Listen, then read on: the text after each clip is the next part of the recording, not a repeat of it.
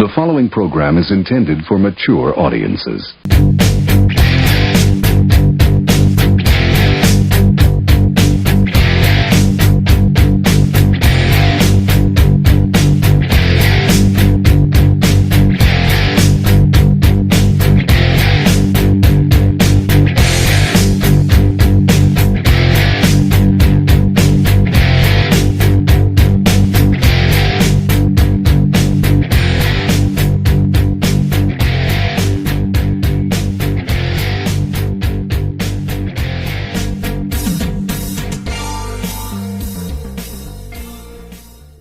Welcome to McGee Uncensored Podcast, the one-man show where anything goes. Today I'll be continuing my archival storytelling episodes, bringing it all the way back to spring break 2005.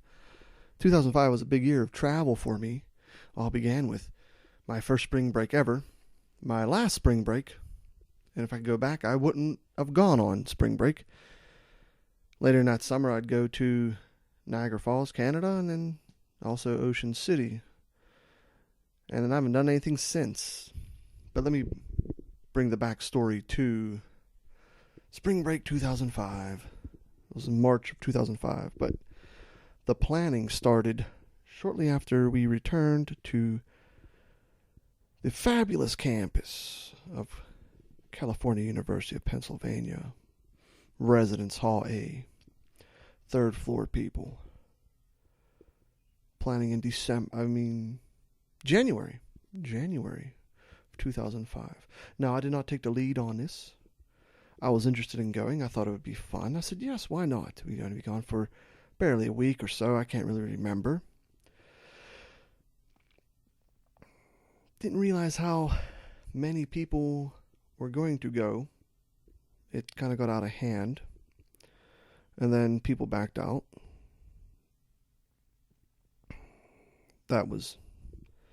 Well, look, that was expected. I was not surprised at the time that the people who they were that backed out. Now, I'm fooled myself into believing that thousands of people listen to my podcast. Nay, hundreds. But I know it's only about 5 or 6 of you who tune in. And are none of the people that I'm going to talk about. And I'm not going to talk about them bad. And I keep got to make these statements every time. So legally, I can get my butt covered. But those who decided to join us on the journey to Myrtle Beach were myself. Originally, this is who had talked and somewhat committed, I guess verbally, was myself, Brian Pless, and his girlfriend Katie at the time. Well, not wife, whatever. Nikki Shriver, Kelly Catula, who recently got married. Mazel to them. Did not see that coming for one, but the other one I'm not surprised. So, good for them. Love is love, right? I guess. I don't know. Ashley Dixon, a 6-foot black woman who's pretty cool, but traveling with a bunch of white people through the South. That was interesting. And then I believe Dan Campbell was going to go, and his girlfriend at the time, Amanda. But then they had backed out. Them two like to have a little bit of drama. They seemed like it. That third floor was quite interesting, and I'm going to revisit my previous entry and actually go all in on my third floor episode. Going to title it Revisited. All I know is I was kept in the loop a bit about where we were going, where we're staying. Ended up inviting a friend of mine from back home, Matt, who took a Greyhound bus down, which he later regretted. 24 hours on a bus all the way down to South Carolina. They did catch in D.C. Yeah, I'd regret that too. That was not fun, imagine. He came along with the journey. A high school friend of Kelly's, Kelly Catula's, who on the first or second night, I'll say allegedly, clogged the toilet. And the top-notch staff at this 2-star motel, we were staying at, it looked nicer on the site than it did in person. And on the last day, of course, cop car in a parking lot. So who knows what tomfoolery ensued there. So, I felt real protected. I will say this. Don't go to Myrtle Beach for spring break. Well, we were there off season. We were there about a week before, I guess, whatever local park they had there opened up and all the attractions. So it was not fun. I do remember girls on the floor or two above us from Old Dominion staying. The things I remember. So I was like, all right, I'll go. Well, like I said, people had pulled out, to no surprise. Shouldn't even have included them to begin with. And we ended up, at the last minute or so, including, I think there's two or three people that were friends of Nikki Shriver's from Waynesburg. And they came down. So there's, I believe, 12 of us altogether. 12 of us, yes. And in one car, it was in a Chrysler. God, what was that model? I don't know if it was a Sebring. Possibly, I'm not sure. In one car, it was Brian, Katie, Nikki, and who was the fourth? Because I remember the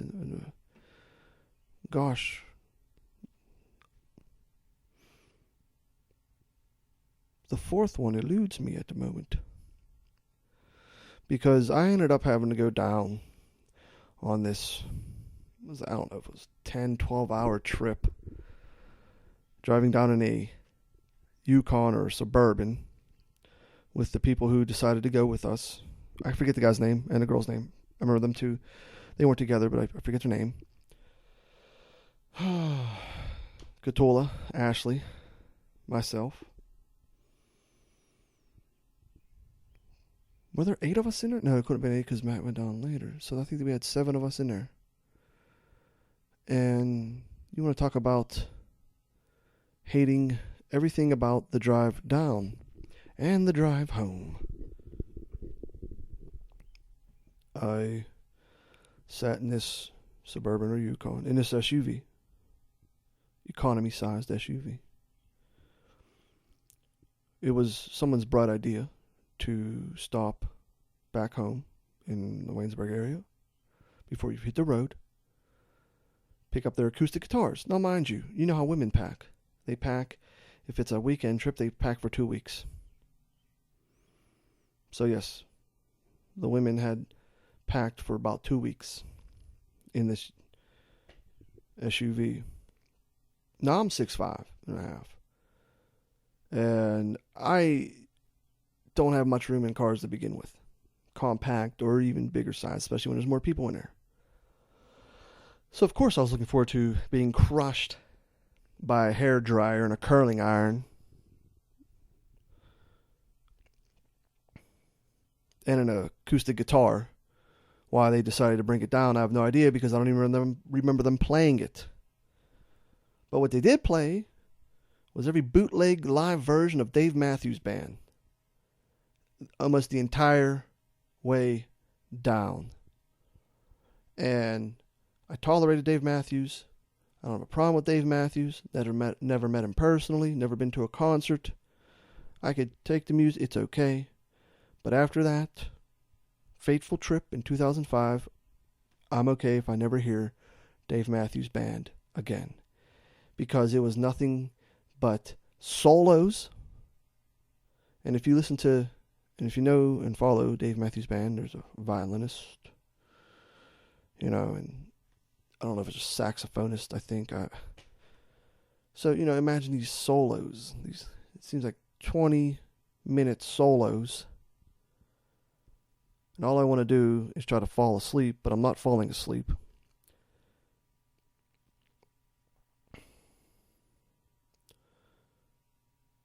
It's not as if I had a terrible time. Oh, no, I did not. But we arrive to the trip down was the trip down. what are you going to do? We stopped a couple places in the middle of the night, like I said, with Ashley, 6 foot tall African American woman, and the rest of us. It was quite the treat, I'm sure, in the deep part of West Virginia, the convenience mart. And at the show, was it a Friendlies? I think it was a Friendlies we ate at the one night down there. And she was pretty loud. And then when you go out with a party of 12 people, of course, the tip at the restaurants, the gratuity, and I know a lot of people have gratuity pay. I don't have a problem paying in gratuity, but, $5 tip, $5 tip. What do you want me to do? I'm not a cheap tipper. I'm an appropriate tipper. No more, no less. Sometimes 20% is a little much than I'm willing to pay. I don't feel like paying $8 on a $41 bill for 2 people. I put $5 down. No, it comes down to the service, really. And the problem was some of these places were not dumb. They knew exactly what they were doing. Couldn't split up the checks individually. So, I got tired of it when I was in high school, and I used to go out to eat after football games during the marching band and try to divvy up the tip. Because, people were going to try to skip out on it. Cromulac. Every time. And I'm not saying anybody with a spring break trip was going to skip out on the tip appropriately, but if my meal was $12.49, I'm going to pay. Well, I'm not going to pay exactly $12.49, but I'm going to pay like $15. Okay, and then if I feel like leaving that $3 as a tip, I probably will. But I don't feel like I should be overpaying. And we had went to Margaritaville one of the days, and me and my friend Matt, we decided to sit at the bar because I was like, I'm tired of. Well, I was 22. Okay. Friend was 23, and there's 2 other people. I think there's a few others that were 21 or older at the time. But they didn't want to sit at the bar. It's like, well, too bad. I know that I got tired of paying the gratuity. Because I forget how much percentage it was for the party. I think wasn't over 5, that's 2. But the party of our size. So I wasn't paying it. Just wasn't doing it no more. And I don't know, some people got upset. And I explained to them, I'm on spring break. I'm going to sit at the bar. If I want to sit at the bar, I'm 22. Okay. And I want to enjoy my meal and maybe a drink or 2. And I didn't even drink that much. Here's the problem when you go with a bunch of people underage. Because like I said, these were friends of mine for the first year. So they were about 18, 19, most of them. Try to get into the House of Blues down there. And you want to talk about a crazy atmosphere. I walked in. My buddy and I got in.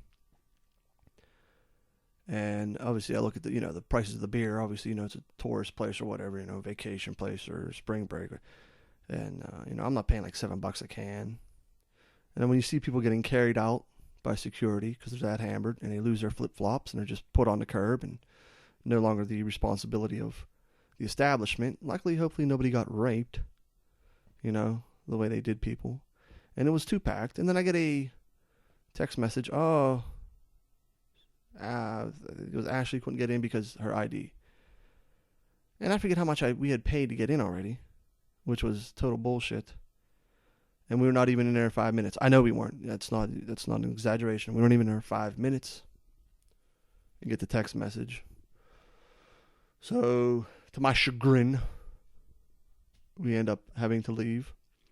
And then stopped at a strip club. And then people were getting upset that, they didn't want to go in a strip club. Well, you turned into, you married a woman, so you would think that you could go, I'm talking about the 2 that just recently got married. You would go in and see naked women. I'm just saying, because seems like that, that's what you're into now, so why not seeing it? South Carolina strip clubs are interesting. I think they had pasties, and then they would pay with $2 bills, which I had kept for a very long time after, almost like 9-10 years after. I still had a couple $2 bills on me. It's good currency. It's good currency. It still counts. Still works in places. So that was a wasted night. And that's the problem. Don't go on spring break with anybody who's under 21. Now that I'm in my 30s, young, early 30s, I don't think I'll be doing that. I'm not taking an 18-year-old on a trip. We went to some mall. It was okay. I bought a bunch of more souvenir stuff, T-shirts, and then I realized, oh man, we got to get back into that economy-sized SUV and head back home. And everybody's buying all this stuff. And all I bought was a couple T-shirts, which was going to fit into my duffel bag, and not a problem. I brought a duffel bag. That's it, a big duffel bag, fit appropriately underneath me. Not a problem. Not a problem. But when you got people buying trinkets, and I don't know what the hell people bought. It was just, I can't remember anything outrageous, but I'm sure that there was some item out that stood out. Wasn't another acoustic guitar, I'll tell you that much. The beach, I'm surprised I did not step on a syringe, because it wasn't that much warmer down in that part of South Carolina at the time, in the middle of March. People trying to work on a tan. It did not happen. And interestingly, South Carolina has the most golf courses out of any state in America. And they probably also have the most mini golf courses in the state of America. And we played on one that was a play on Jurassic Park. It was interesting. We ate at a steakhouse one night, and I helped pay for people's bills because apparently bank cards don't work outside the state of Pennsylvania for some. I don't know. Not that I have a problem. I'm willing to help out. It was not an issue.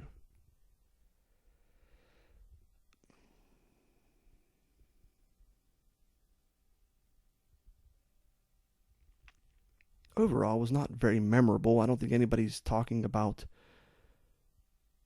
our time in South Carolina back in 2005. Went to one club, as I asked the nice young lady who was working the front desk, a good-looking woman, who seemed local for a reason, probably like a single mother, I don't know, and one who lived fast young, because she said she was getting into those clubs underaged, and I would assume about 16, and I believe that's what she said. So, that's right, worked the front desk at whatever inn we were at. I forget the name of it. It wasn't a chain. It wasn't, it was like something probably privately owned or something. I don't know. And she was a nice, good-looking woman. I had joked about getting a hooker, but I did not, because people in the other room who are not in our room were going to get upset about it. Yeah. I went with the fun police. Let me tell you that. I went with the fun police. I haven't talked to those people, most of the people probably in 10 years, 10, 11 years. A lot of people had to falling out with one another, and, it wasn't as if I'm taking sides, but, people just grow apart. Sometimes you're just in college and around people for the time that you're around them, and no more, and no less. I always wanted to make up that spring break trip and go somewhere fun, but could never find people to do anything because I'm always friends with the broke college students. Now, I'm not coming from wealth, but I will at least try to keep my finances in order and either save up or have a couple bucks to go out to the bar at the time. And I'm not that big of a drinker. And people go, what? I'm not. I haven't had college was college. It wasn't if I partied hard in college. I didn't, and I'm not partying hard now. I didn't even drink that much on spring break. I remember that time. I think there's some misconceptions I'd like to clear up with people. That's why I've remained and looked the same for all these years. I take care of myself.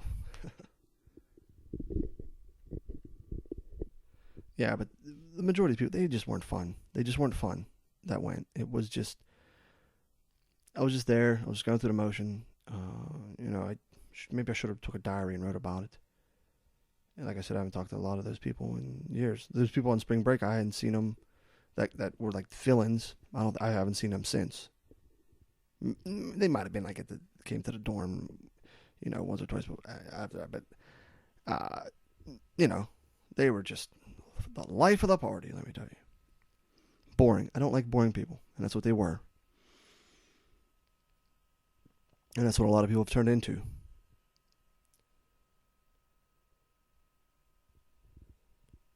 It is what it is. It's a story from the past that I'm somewhat cathartic here, just talking about it. And as interesting as this podcast has been, this episode, that's how interesting that trip and how fun that trip and how enthusiastic that trip was.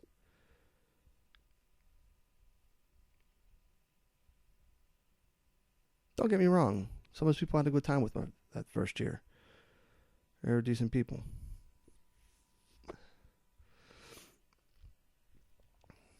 But, yeah, just, I wasn't going to go to Panama City. I know people think it's, look, people, you don't have a right to party. And I know everybody wants to get into a drunken fest and shotgun beers all the time, but that shit gets old. And it gets old real quick. And it's not fun. It's not fun to be around or be near. It's not. You're just causing yourself a world of health issues down the line. And I will not be on the organ donor list to give you my liver because I'm keeping mine.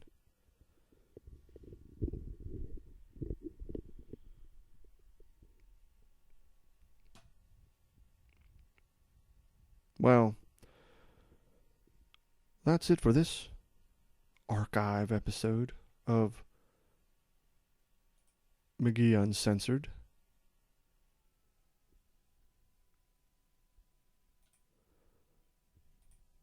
Until next time, stay cool, my babies. The following program is intended for mature audiences.